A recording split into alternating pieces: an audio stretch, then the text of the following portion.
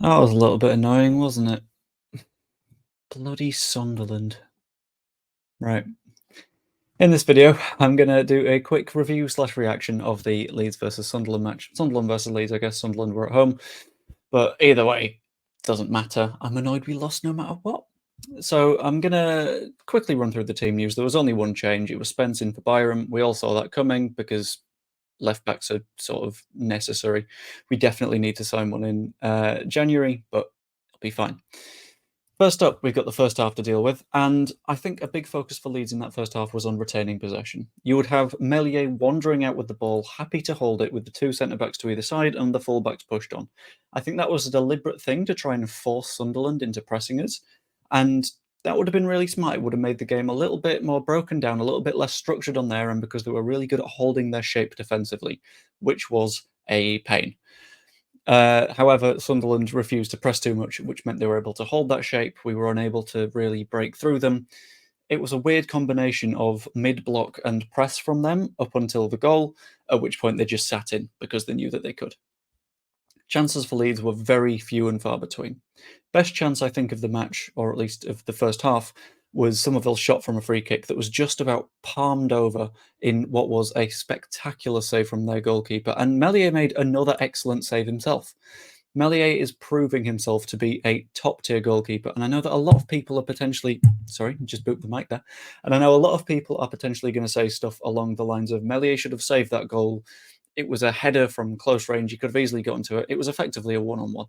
There's no way he's stopping that. If you are going to come in here and say, Meslier should have stopped that, Mellier's crap, you need to watch a lot more football, I think, because no keeper saves those. He's made himself as big as he can. He's then gotten speared by Joe Bellingham. There's nothing more that he can do in that situation.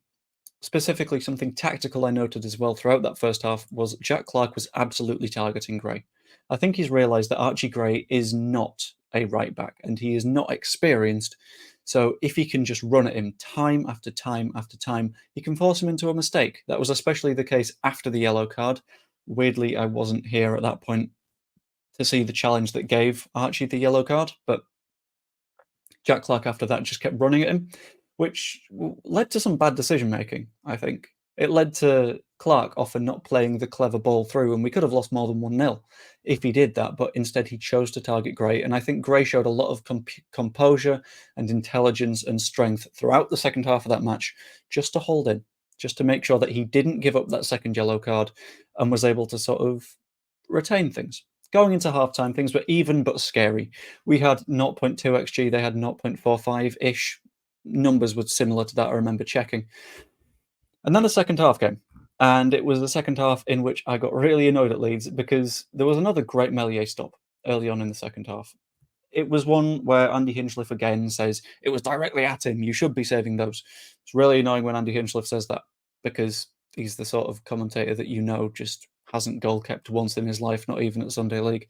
It's one of those where, from a fairly short range, they've hit the ball incredibly hard at Illan Meslier, and he's managed to get his hands to it, and not only get his hands to it, he's got firm wrists and he's pushed it away. He's done a good job there. You can't hugely complain at him.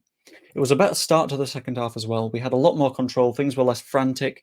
We sort of held a little bit more structure in the game rather than things being all loosey-goosey, because when things were transitional, Clarke was able to attack Gray. On the other flank, they were able to get at Jed Spence, or more accurately, the lack of Jed Spence, because he keeps finding himself too high up the pitch. And yeah, that structure was quite good. Ruter's ball retention was also incredibly strong. There was one point, it was towards the near side of the camera on the right-hand side of the pitch, where he was challenged by one player, he kept the ball. Challenged by a second player, he kept the ball again. They were surrounding him. Tries to dribble away, and the third player just has to bring him down. Because Ruter is so good at his strength and being able to run.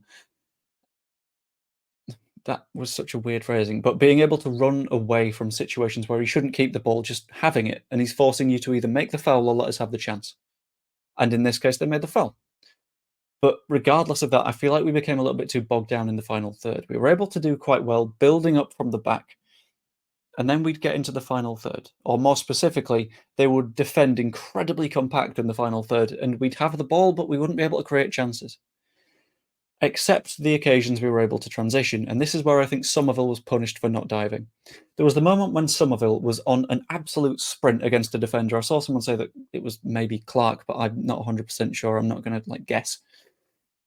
And he manages to run away. He's got pulled by his shoulder, but he's decided to keep running to get a chance against the keeper. They get defenders back in time, in part because of that pull on the shoulder. And he isn't able to score, but in that case, I feel like Crescencio Somerville has been effectively punished not diving. Sorry. If Somerville goes down, he is one-on-one against the keeper, except the guy that's pulling on his shoulder. That is a denial of goal-scoring opportunity.